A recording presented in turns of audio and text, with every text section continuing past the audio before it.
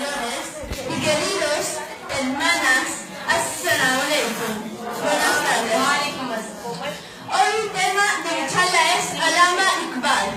Una mirada de alguien ha elevado Iqbal. La gente ha estado fascinada por Iqbal. Estrellas o dicen de dónde ha partido Iqbal. La región de la sabiduría fácilmente se ha cruzado por Iqbal. Pero en el reino de amor ha sido atrapado Iqbal.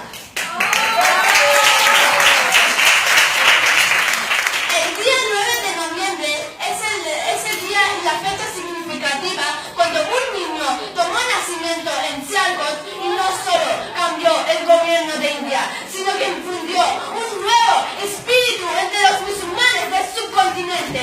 Fue Allama Dr. Muhammad Iqbal que apareció en la escena de este mundo misterioso con una alma tan sensible, manteniendo la capacidad de investigar más y más en la verdadera naturaleza de los misterios de este mundo en constante cambio y con los ojos de gran alcance, más allá de los cielos y de la búsqueda de los secretos de la estrella.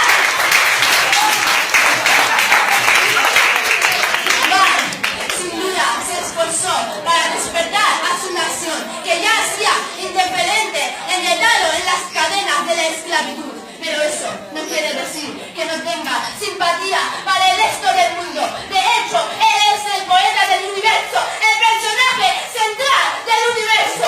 Él hizo todo lo posible para que el hombre se diese cuenta de sí mismo. Y la realización de uno mismo es su principal símbolo que ha utilizado a través de sus poesías. Iqbal da el mensaje de esperanza, amor, fraternidad y unidad a toda la humanidad.